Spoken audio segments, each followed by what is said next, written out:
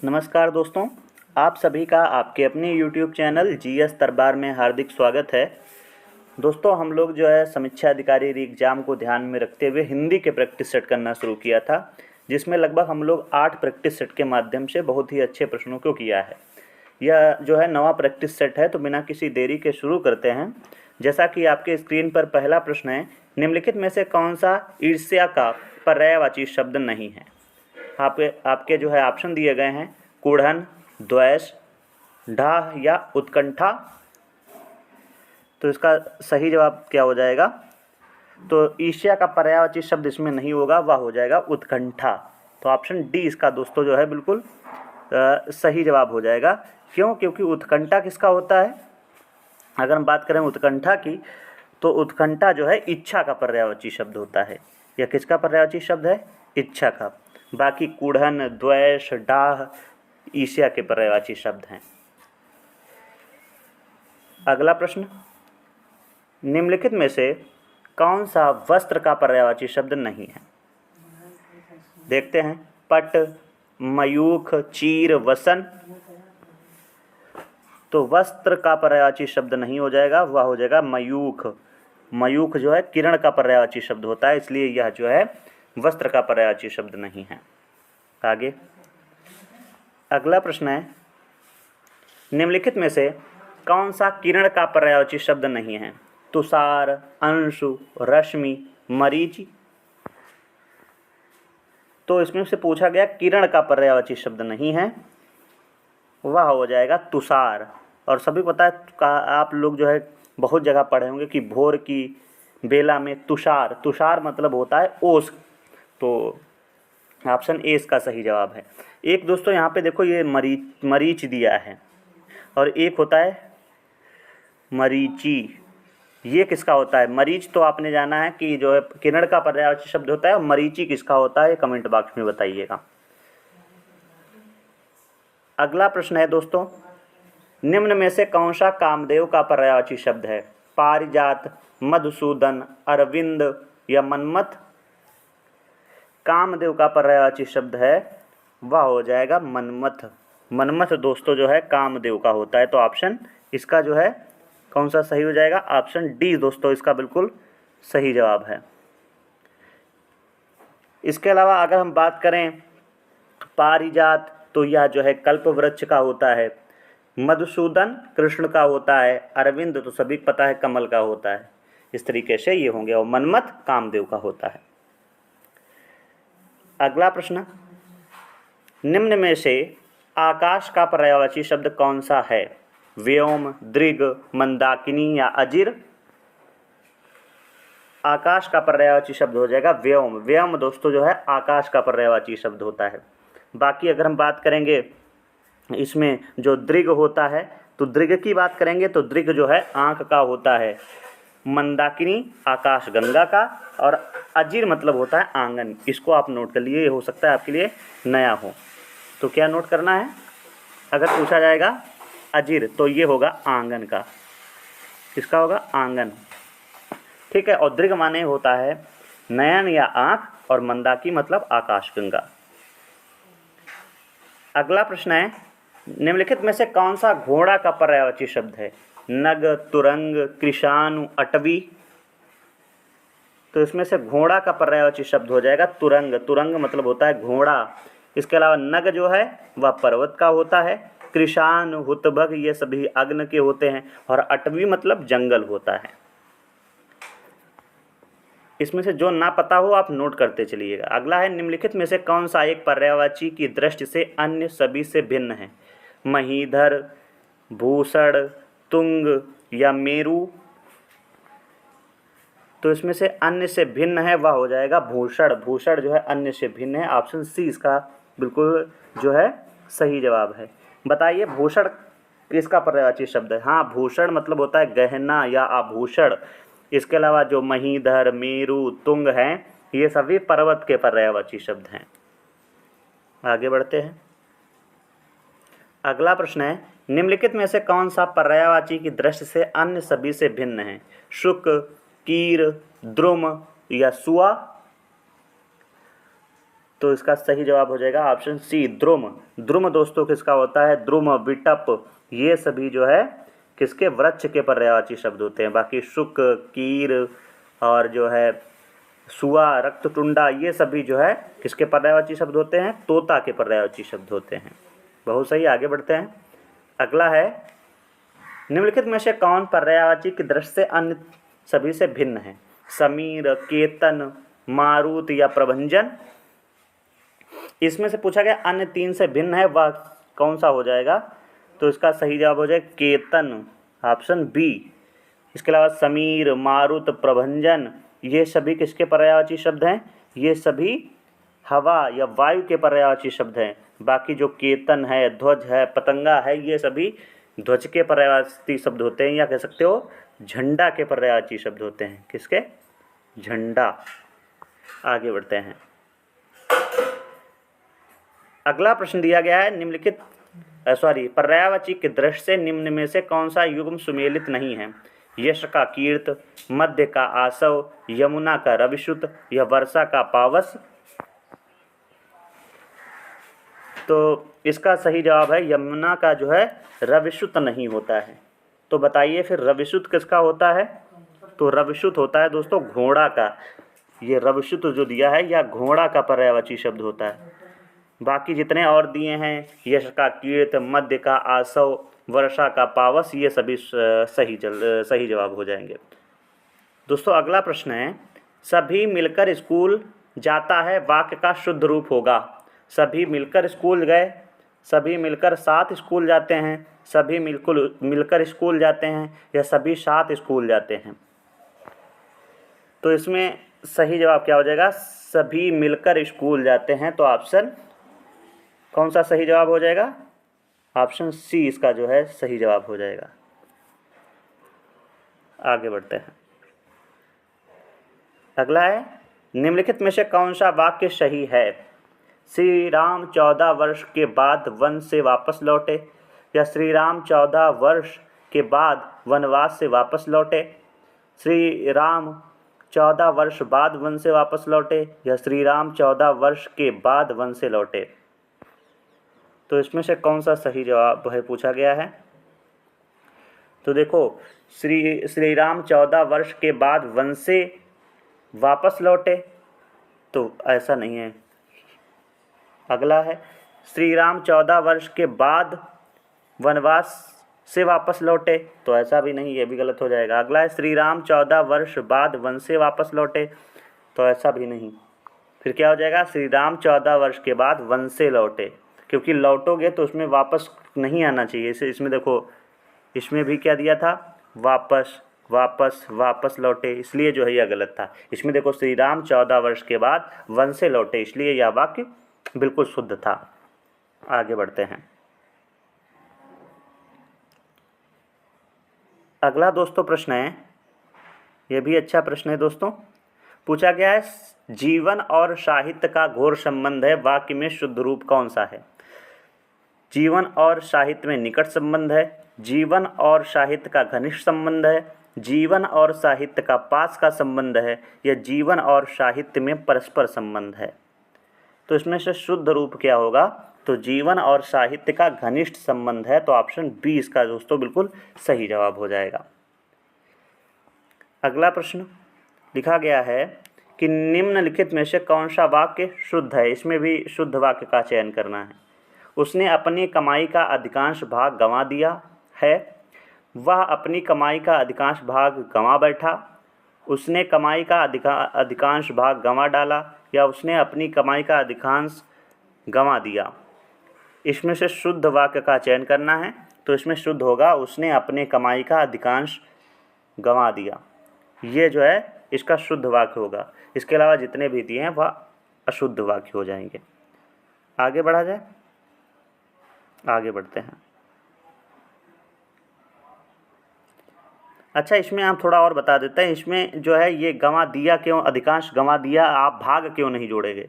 तो देखो, एक चीज देखो, अधिकांश का मतलब होता है अधि धन अंश, या कांश दो जुड़ा होता है। अंश मतलब होता है भाग, इसलिए जो है इसमें भाग तो पहले से जुड़ा है, फिर भाग भाग दो बार हो जाता है, इसलिए। ठीक है, आगे बढ़ते हैं। अगला है, निम्नलिखित में से कौन सा वाक्य शुद्ध है? यह आपकी अनाधिकार चेष्टा है, यह आपकी अनधिकार चेष्टा है, यह आपकी चेष्टा अनाधिकार है, या यह चेष्टा आपका अनाधिकार है। तो इसका सही जवाब हो जाएगा यह आपकी अनधिकार चेष्टा है। तो ऑप्शन बी इसका जो है बिल्कुल सही जवाब हो जाएगा। ठीक है, आगे बढ़ते हैं। अगला है, वर्तनी की दृष्टि से कौन सा वाक्य शुद्ध है? विवर्त, ज्योत्सना, विरह, हरि, उत्कर्षता। इसमें से शुद्ध पूछा गया है, तो इसमें से जो शुद्ध हो जाएगा वह हो जाएगा विवर्त। विवर्त इसमें दोस्तों शुद्ध है। इसके अलावा और भी जितने दिए हैं, जैसे क्या दिया है, ज्योत्सना, ये क्यों गलत दिया गया है? तो देखो, ज्योत्सना ऐसे नहीं लिखा जाता है, इसमें इसके अलावा आदिता, आदिसा और उसके बाद में ना, तो ज्योत्सना इस तरीके से दिया होता तो ये शुद्ध होता। इसके अलावा अगला का दिया है विरहड़ी, विरहिड़ी होता है किस तरीके से? री, इस तरीके से दिया होता तो ये शुद्ध होता। और उत्कर्षता नहीं होता है, क्या होता है? उत्कर्ष होता है, उत्कर्ष ये दिया होता तो सभी शुद्ध होते। बाकी विवर्त जो दिया था वह शुद्ध था, इसलिए ये तीनों अशुद्ध थे। अगला दिया गया है दोस्तों, अशुद्ध वर्तनी वाले शब्द का चयन करें। निरपेक्ष, अनधिकार, पौराणिक या देदीप्यमान। तुरंत समझ गए होंगे कि पौराणिक नहीं होता है, तो फिर क्या होता है? पौराणिक होता है, इसलिए ये आपको याद रखना है। लिख दें क्या? चलो ठीक है, पौराणिक क्या लिखे उसमें आप समझ गए होंगे। अगला है, निम्नलिखित में से अशुद्ध वर्तनी का चयन करें।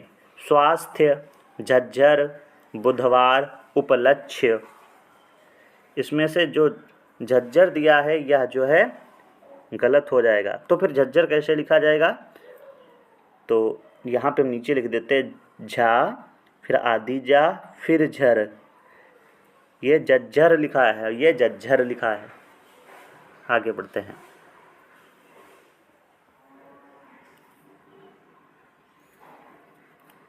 दोस्तों अगला प्रश्न है, पूछा गया है, निम्नलिखित वाक्यों में से शुद्ध वाक्य का चयन करें। आप सचमुच भाग्यवान हैं, उसका प्रयत्न निष्फल गया, गर्मी से पहले बसंत ऋतु होती है, यह हिंदी राजभाषा है। इसमें से शुद्ध का चयन करना है। तो इसमें शुद्ध वाक्य कौन सा हो जाएगा? उसका प्रयत्न निष्फल गया, यह जो है शुद्ध वाक्य है। ऑप्शन बी इसका सही जवाब है। इसके अलावा और जो वाक्य दिए हैं उसमें क्या त्रुटि है? जैसे दिया गया है, आप सचमुच भाग्यमान नहीं भाग्यवान होना चाहिए था, इसलिए यह गलत है। अगला, गर्मी से पहले बसंत ऋतु होती है। तो देखो दोस्तों, आपको याद रखना है कि गर्मी से पहले बसंत नहीं वसंत होता है, इसलिए यह गलत हो गया। और हिंदी राजभाषा, ये तो तुरंत समझ गए हो कि राजभाषा इस तरीके से नहीं लिखा जाता है। राजभाषा कैसे लिखा जाता है? तो राज, इसके बाद में भाषा, सा षटकोण वाली बनती है, ना कि सा सपेरा वाली। आगे बढ़ते हैं, आगे बढ़ते हैं। अगला है, निम्नलिखित में से अशुद्ध वर्तनी का चयन करें। चावल, धुरंधर, गवार या जंजीर। तो इसमें से जो गवार है दोस्तों वह अशुद्ध वर्तनी है। इसके अलावा चावल, धुरंधर, जंजीर यह जो है सही है। तो फिर जो है गवार का शुद्ध रूप क्या होता है दोस्तों? अगर हम गवार का शुद्ध रूप बताएंगे तो इस तरीके से गवार,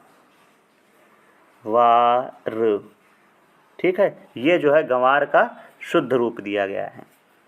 आगे बढ़ते हैं। अगला दोस्तों प्रश्न है कि घरेलू गाय में बहुत ज़्यादा दूध होता है, उक्त वाक्य में है।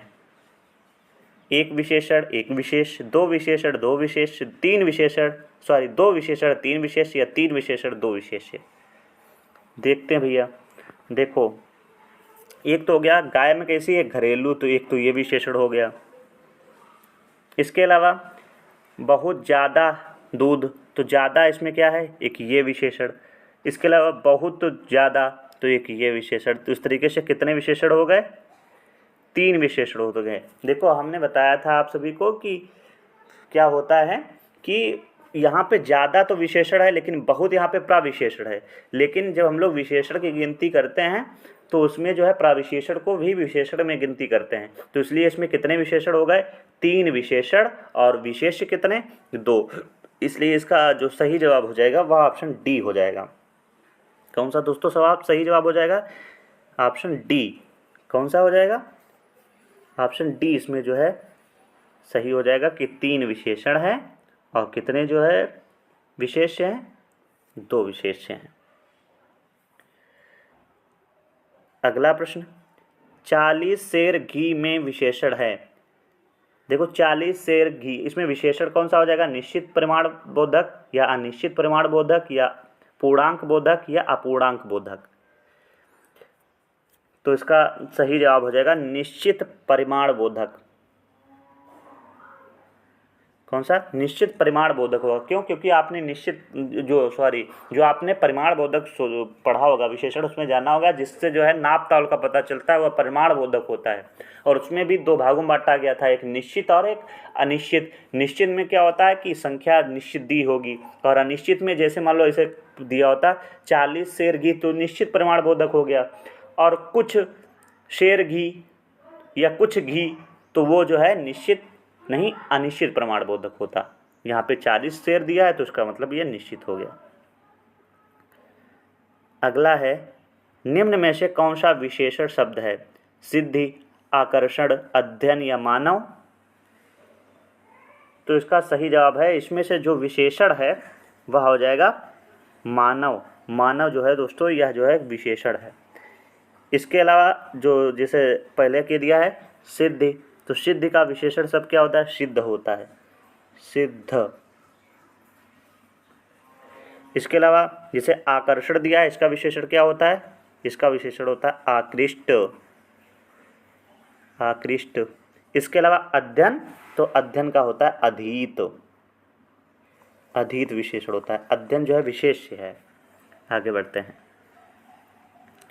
अगला प्रश्न है, मिश्रा जी मेला से 70 किलो दाल, 20 किलो आलू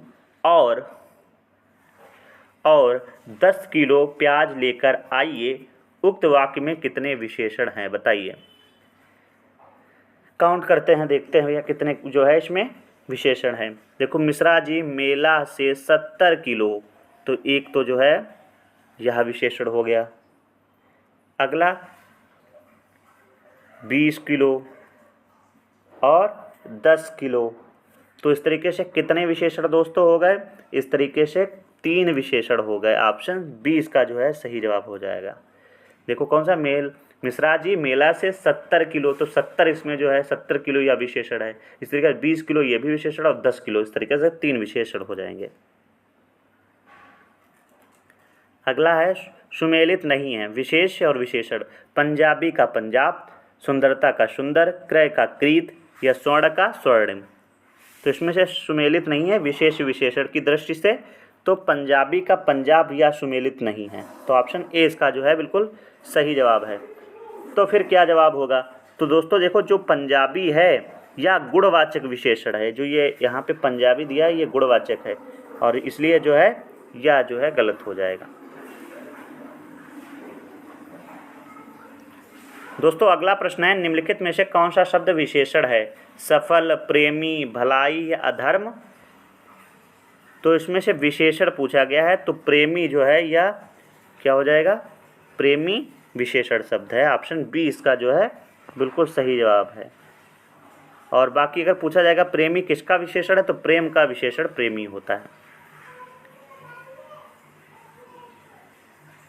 अगला दोस्तों प्रश्न है, निम्न में से कौन सा शब्द विशेषण नहीं है, लोभी, सिद्धांत, सैंधव या नागरिक। तो इसमें से जो विशेषण नहीं है वह हो जाएगा ऑप्शन बी। कौन सा, सिद्धांत, सिद्धांत इसमें जो है विशेषण शब्द नहीं है। बाकी लोभी, सैंधव और नागरिक विशेषण शब्द हैं। अगर सिद्धांत की बात की जाएगी तो इसका जो विशेषण शब्द होगा वो सैद्धांतिक होगा। क्या बताएंगे? सैद्धांतिक। इस तरीके सैद्धांतिक, ये जो है विशेषण शब्द है। आगे बढ़ते हैं। अगला प्रश्न है, शेरू शर्मा जी का पालतू कुत्ता है, निम्न में से मुख्य विशेषण है। शेरू, शर्मा जी, कुत्ता या पालतू, तुरंत समझ गए होंगे कि पालतू है। अगला, 21वां में से कौन सा विशेषण है? तो 21वां में गुणवाचक, क्रमवाचक, परिमाणवाचक या सर्वनामिक। तो 21वां आपको समझ में आ गया होगा कि 21वां बता रहा है क्रम, तो ऑप्शन बी इसका सही जवाब हो जाएगा। अगला प्रश्न है, अच्छे लोग सुबह उठते हैं, उक्त वाक्य में विशेषण कौन सा है? उठते अच्छे लोग या उपरोक्त में से कोई नहीं, तो सही जवाब हो जाएगा अच्छे। अच्छे ऑप्शन इसका जो है सही कौन सा हो जाएगा? ऑप्शन बी इसका सही जवाब है। अगला है, निम्नलिखित में से कौन सा विलोम युग्म सुमेलित नहीं है? साहचर्य का अलगाव, ग्रस्त का मुक्त, सगुण का निर्गुण, सगुण का दुर्गुण और अमर का मृत्य। तो इसका सही जवाब हो जाएगा सगुण का दुर्गुण नहीं होता है। हमने गलत पहली बार पढ़ दिया था। सगुण का दोस्तों क्या हो जाता है? सगुण का निर्गुण होता है, ना कि दुर्गुण। दोस्तों अगला प्रश्न है, निम्नलिखित में से कौन सा विलोम युग्म सुमेलित नहीं है?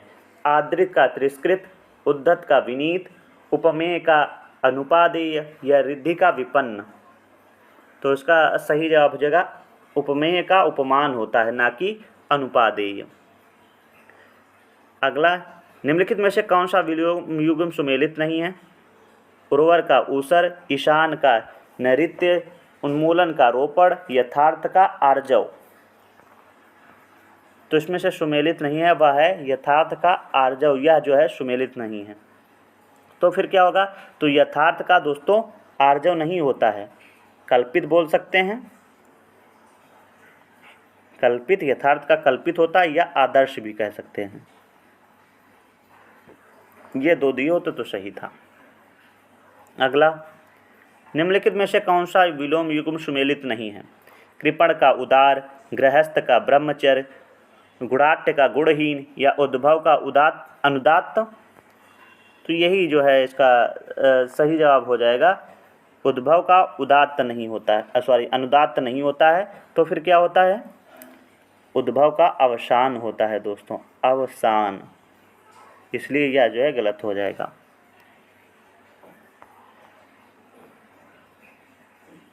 अगला दोस्तों प्रश्न है, निम्नलिखित में से कौन सा विलोम युग्म सुमेलित नहीं है? घातक का रक्षक, झंकृत का दृढ़, तुष्ट का रुष्ट, दाखिल का खारिज। तो झंकृत का दृढ़ नहीं होता है, झंकृत का निस्तब्ध होता है। इसलिए ऑप्शन बी इसका सही जवाब है। अगला, निम्नलिखित में से असीम का विलोम शब्द है? सीम, वसीम, ससीम या निश्चित। असीम का, असीम मतलब होता है जिसकी सीमा ना हो, और इसका क्या हो जाएगा? ससीम, सीमा के साथ या जिसकी सीमा हो। ऑप्शन सी इसका सही जवाब है। अगला प्रश्न, शब्द और उनके विलोम के संदर्भ में कौन सही सुमेलित नहीं है? ग्रहीत का व्यक्त, गुरुत्व का लघुत्व, आकीर्ण का साकीर्ण, क्रोध का क्षमा। तो आकीर्ण का साकीर्ण नहीं होता है, तो फिर आकीर्ण का क्या होता है? तो इसका बताएंगे, आकीर्ण का दोस्तों साकीर्ण नहीं होता है बल्कि विकीर्ण होता है। क्या बताएंगे? विकीर्ण। आगे बढ़ते हैं। अगला है, शब्द और उनके विलोम शब्द के संदर्भ में कौन सा सुमेलित नहीं है बताना। अर्जित का उपलब्ध, अदोष का सदोष, अवेच्छा का अनवेच्छा, आलोक का तिमिर। तो इसका सही जवाब हो जाएगा अर्जित का उपलब्ध नहीं होता है। ऑप्शन ए इसका सही जवाब है। तो अर्जित का फिर क्या होता है? अर्जित का अनर्जित होता है, और अदोष का सदोष, और सभी जो है सुमेलित दिए गए हैं। अगला है, उन्मूलन, उन्मूलन का क्या होता है? आमूलन, निर्मूलन, उत्मूलन, आरोपण। तो उन्मूलन का दोस्तों रोपण या आरोपण होता है। तो ऑप्शन डी इसका जो है सही जवाब है। आरोपण दिया है या आरोपण दिया होता, दोनों शुद्ध थे। अगला प्रश्न है, खाने से बचा हुआ जूठा भोजन के लिए एक शब्द क्या है? बुभुक्षा, उच्छिष्ट, पिष्ट पेषण या निःसंग। तो खाने से बचा हुआ जूठा भोजन के लिए एक शब्द क्या हो जाएगा? हाँ, उच्छिष्ट। तो ऑप्शन जो है बी सही हो जाएगा। बाकी बुभुक्षा क्या होता है? खाने की इच्छा बुभुक्षा कहलाती है। इसी तरह से कही हुई बात को बार बार कहना पिष्ट पेषण होता है, और किसी के साथ संबंध न रखने वाला निःसंग होता है। अगला, जो स्त्री के वशीभूत या उसके स्वभाव जैसा है के लिए एक शब्द है स्त्रैण, असूर्यपश्या, प्रियदर्शी या समदर्शी। तो जो स्त्री के वशीभूत या उसके स्वभाव जैसा हो उसके लिए एक शब्द हो जाएगा स्त्रैण। ऑप्शन ए इसका जो है सही जवाब है। बाकी असूर्यपश्या क्या होता है? जो स्त्री सूर्य भी ना देख सके वह असूर्यपश्या। प्रियदर्शी जो देखने में प्रिय लगे। और समदर्शी, समदर्शी का होता है जो सबको समान भाव से देखे उसे समदर्शी बोलते हैं। दोस्तों अगला प्रश्न है, 15 दिन में एक बार होने वाले के लिए एक शब्द है पाक्षिक, पंद्रहत, त्रैमासिक या मासिक। तो 15 दिन में एक बार होने के लिए पाक्षिक, इसके अलावा पंद्रहत कुछ नहीं होता, कोई शब्द ऐसा नहीं है। बाकी त्रैमासिक 3 महीने में वाला और मासिक मतलब 1 महीने में। अगला है, दो लोगों के बीच परस्पर होने वाली बातचीत के लिए एक शब्द कथित, कानीन, किंवदंती या कथोप कथन। तो इसका सही जवाब हो जाएगा कथोप कथन। ऑप्शन बी इसका जो है सही जवाब हो जाएगा। जो दो लोगों के बीच परस्पर होने वाली बातचीत को कथोप कथन बोलते हैं। इसके अलावा जो कथित होता है, जो कहा गया हो उसे कथित बोलते हैं। कानीन क्या होता है? जिसका जन्म अविवाहित कन्या के गर्भ से हुआ हो उसे कानीन बोलते हैं। और किंवदंती जो बात पूर्व काल से लोगों ने सुन या रखी हो या लोगों ने जो है लोगों में प्रचलित हो उसे किंवदंती बोलते हैं। अगला है, जिस स्त्री के एक ही संतान होकर फिर कोई संतान न हुई हो उसके लिए एक शब्द कृत, कुक्षिभर, काकबंध्या या बंध्या। तो इसके लिए होता है काकबंध्या। तो ऑप्शन सी इसका सही जवाब है कि जिस स्त्री के एक ही संतान होकर फिर कोई संतान ना हुई हो उसे काकबंध्या बोलते हैं। बाकी कृत होता है जिसे खरीद लिया गया उसे कृत बोलते हैं। और केवल पेट भरने वाला वह होता है कुक्षिभर। और बंध्या तो जानते हो, जिसकी कोई भी संतान ना हो या पैदा ना हो उसको जो है बंध्या बोलते हैं। आगे, जिसके सर पर बाल ना उगे उसके लिए एक शब्द खेचर, खलवाट, चंपू या गुरुग्न। तो जिसके सर पर एक भी बाल ना उगे उसे बोलते हैं खलवाट। ऑप्शन सी इसका सही जवाब है। खेचर क्या होता है? जो नभ में विचरण करता है या चलता है। चंपू मतलब होता है गद्य पद्य का मिश्रित काव्य जो है चंपू कहलाता है। और गुरुग्न होता है कि गुरु की हत्या करने वाला मनुष्य गुरुग्न कहलाता है। अगला है, अनुश्रुति शब्द के लिए एक वाक्य जो सुनने योग्य हो, जो कानों को सुनने में कटु लगे, परंपरा से सुना हुआ या सुनकर भी ना सुनने का नाटक करना। तो अनुश्रुति का मतलब होता है परंपरा से सुना हुआ कोई बात हो उसे जो है अनुश्रुति बोलते हैं। और इसके अलावा जो सुनने योग्य ना हो उसे श्रव्य बोलते हैं। ना हो नहीं, सॉरी, जो सुनने योग्य हो ये दिया है तो श्रव्य हो गया। और जो कानों को सुनने में कटु लगे उसे कर्ण कटु बोलते हैं। और सुनकर भी ना सुनने का नाटक करना अनसुना बोला जाता है।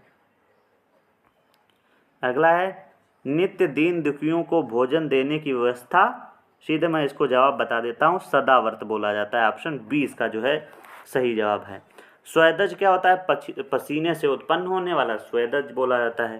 त्रियामा रात्रि का तीसरा पहर त्रियामा कहलाता है। और समष्टि मूलक जो है, आप सब कमेंट बॉक्स में बताइए कि समष्टि मूलक क्या होता है।